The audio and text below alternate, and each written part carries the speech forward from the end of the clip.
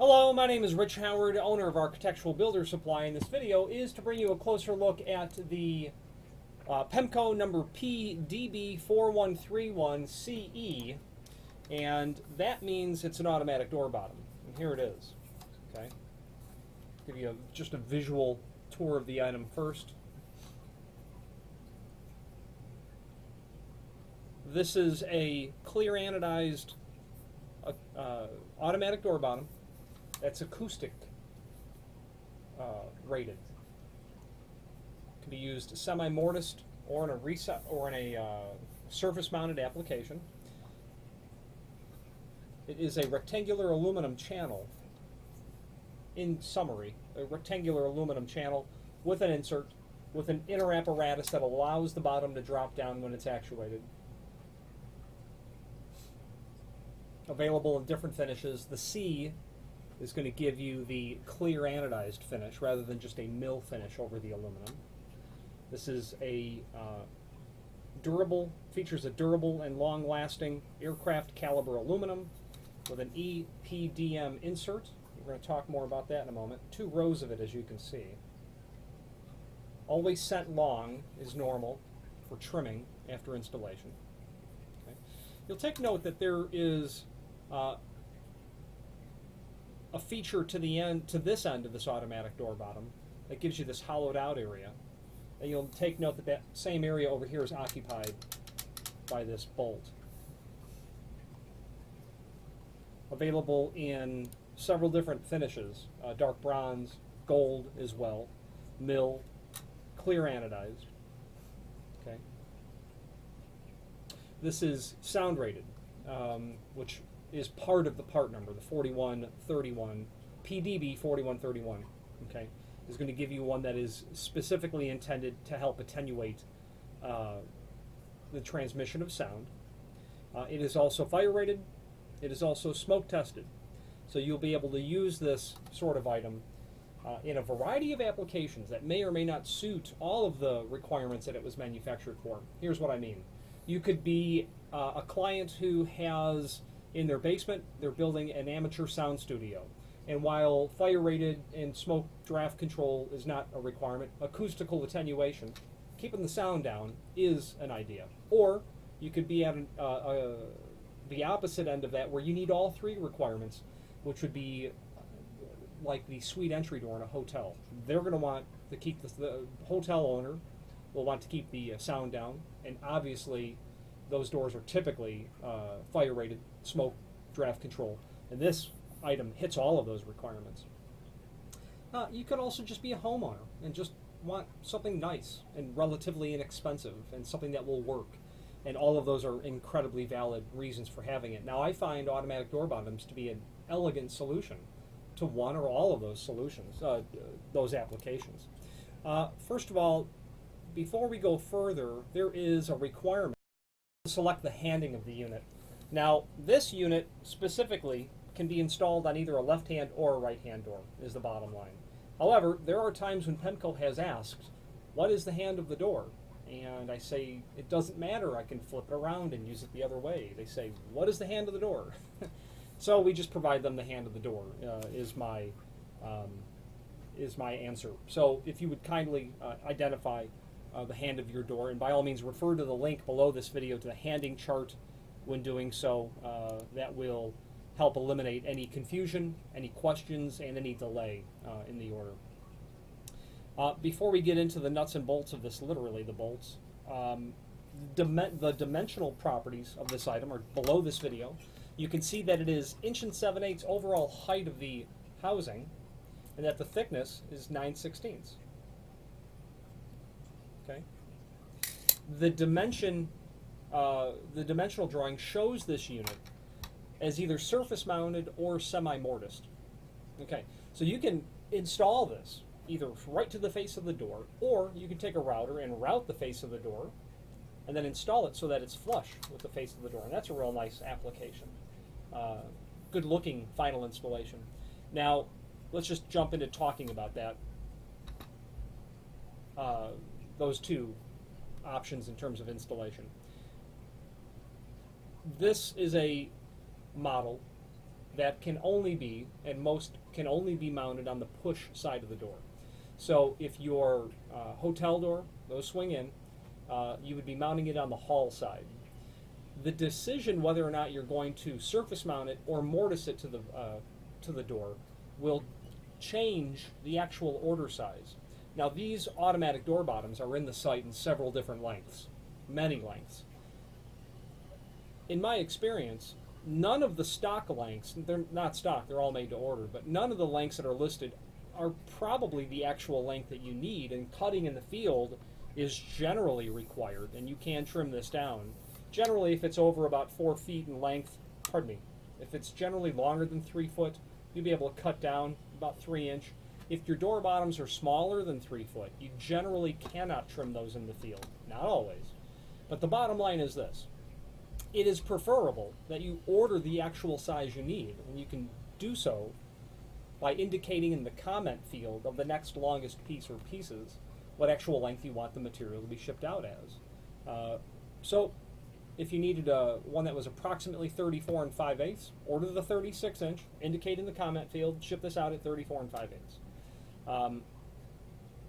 That will allow you to divest yourself of the responsibility of getting it cut, of not damaging it, etc. Additional time on the job. The factory is cutting this material from long extrusions anyway. Quite frankly, it's irrelevant whether they're making it 36 or 34 5/8. It's the same sort of operation from them. Lead time doesn't change. The lead time will change if you have to cut them in the field, in the sense of your job is made longer. Now, it's very likely that it's not worth to drive 100 miles to your job site if it's a situation like that to measure the actual door or what size you'd need to order if you're doing one and you know it's a 3 foot door. Sure, agreed, there's no question about that. But if you can eliminate additional work, I suggest it. Now, the actual order size that you would order would be based on how you're going to install it. Obviously, most people just simply surface mount it. So in that sort of scenario, we're going to use the example of a hollow metal door and a hollow metal frame, typical sort of material, 3 foot wide. So a 3 foot wide hollow metal door is actually about 35 3/4. But the fact of the matter is, the actual door width doesn't matter at all, because you're installing this on the push side of the door, on the face of the door, and that could only reside between the stops. Okay, so a 3 foot metal door, what I should say is a typical hollow metal door will have stops that are 5/8 in projection. That is a very standard size. So 36 less 5/8 less 5/8 is going to get you at 34 3/4. Then the magic dimension is you allow an 1/8 of an inch margin total, 16th on either side. That's the net order size if you're surface mounting it, and that's where my prior example of 34 5/8 came from. That's very typical. And if I had a 3 foot metal door and a typical hollow metal frame with 5/8 stops, that's what I'd order. I'd get and my installation would be really quick after that.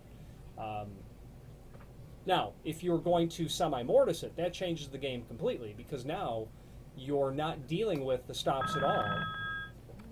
And what you're dealing with is the dimension really, it's more important in terms of what the actual door width is at that point, because now you're going to be addressing the item across the entire width of the door. So, the example of a hollow metal door doesn't really work anymore, because it would be very unusual. And I've never seen a hollow metal door mortised for a semi-recess model like this. So you would be looking at a situation where you're dealing with a wood door. And because of the installation of this material, where you're going to lay the door down flat on your sawhorses, and you're going to take a straight edge, clamp it down, you're going to use your plunge router, and you're going to route the entire bottom of the door to the necessary depth, which was 9/16 for the housing. Okay, and then 1 7/8 height. When you install it, you will flush this off to the bottom of the door. Okay, you are going to have a maximum drop amount of working with a gap that's not greater than 1/2 of an inch. Anything beyond that, it's not the best automatic door bottom to use. having a 1/2 inch gap maximum allows it to seal properly, and a 1/2 inch maximum gap below the bottom of the door to the top of the sill is part and parcel of what the item is.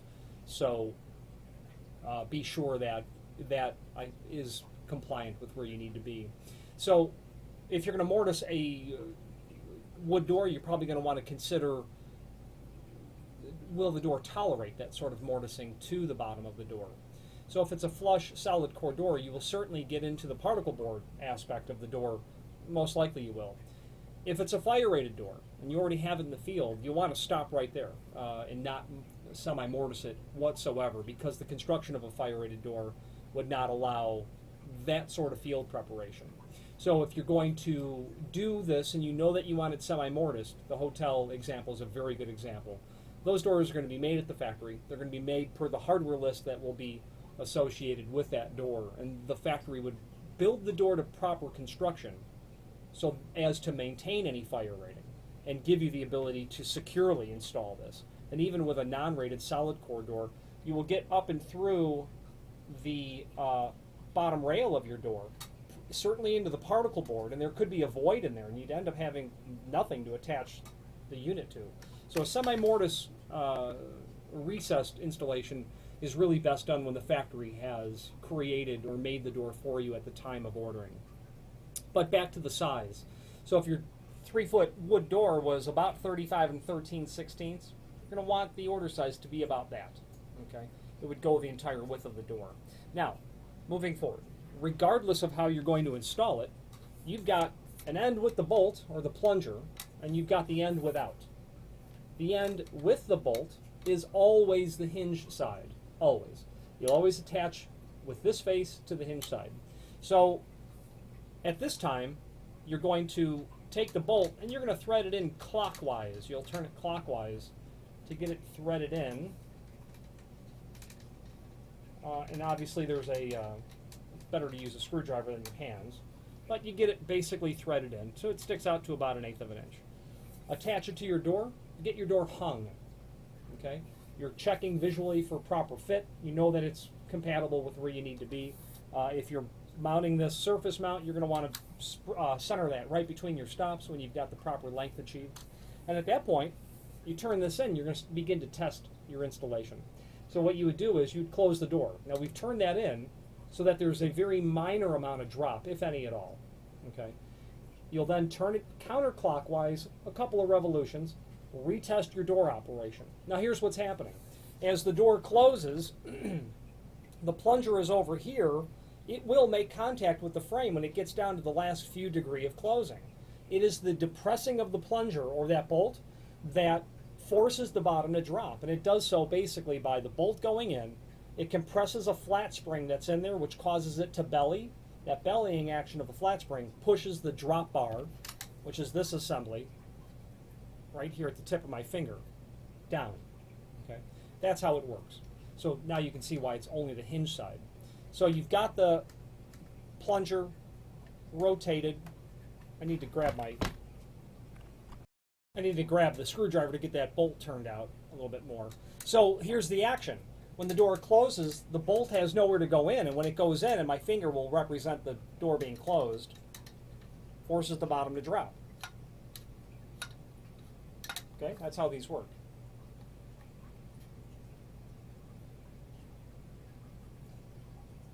So the amount that the bolt projects is directly related to the amount of drop, 1/2 inch maximum gap. So I've turned it out a little bit more, and now I'm getting more of a drop out of it. This model is very nice because it is a model that drops at the same amount on each end at the same time. It's not the type that drops down and knifes the rest of the application down. And that is part of the construction of a PDB4131, where it drops down all at the same time. You now will continue to adjust the projection of the bolt so that you get the proper seal. You don't want this pushing any further down than necessary. You just need it to make contact. If you've got an undue amount of force on there, what will happen is as you open the door and the bolt will begin to be allowed to spring back out, which will allow the bottom to come back up, you'll end up having to get the door open a significant amount before that action happens. So what you're doing is dragging the drop bar across the floor, and you don't want to do that at all. Okay? You want the door to close, you want this to seal, just making contact. And it's that operation itself that makes these an elegant solution. You have a situation by which you have a door seal on a door that's not dragging across the floor, is not an obstacle to other obstacles that are already on the floor, like a rug or a kid's shoe that's been left in front of the door. So that is neatly tucked back up in the housing and out of the way. Okay? And that is an advantage over automatic door bottoms. Another reason that they're incredibly elegant, in my using my word for the description, is that they're long-lasting. I've known automatic door bottoms to exist for decades. It's a useful service all the time, constantly. I like this specific model because it is quieter operation. You can probably hear a little clank there when the item snaps back up. My microphone is down here. And it's really not an issue. Although I mention it because it's been mentioned to me one time out of maybe 10,000. You do hear a small amount of clank there when it closes. That is part of the, I suppose, inherent design to an automatic door bottom. And I mention it only because I'm aware of it, but to me it's not an obstacle at all. Because of all of those reasons, and it's very no nonsense, it's very maintenance free, they're a great option. You know, you can have a rug in front of the door, you can have a standard undercut, your half-inch gap, you know, the dimension when you swing the door open from the floor up to the bottom of the door will be greater generally, okay? And because this isn't already hanging down on the door, you can get away with, you know, a rug or a sandal almost in front of the door, whereas other door sweeps, they're not going to tolerate that. And eventually, sooner or later, there will be, you know, you'll have some damage to a traditional door sweep in those situations. Because there's no dragging of the EPDM seals against the floor, they're going to be very long-lasting, very durable. It's something that you can expect to get useful service. It's a reason that hotels use them. In the cost is certainly up front in the terms of the material and the preparation of the door, but over the years, it's really the only way to proceed, is the bottom line. And I think that a lot of people arrive at that same conclusion. Pemko is a comprehensive manufacturer of all things automatic door bottom related.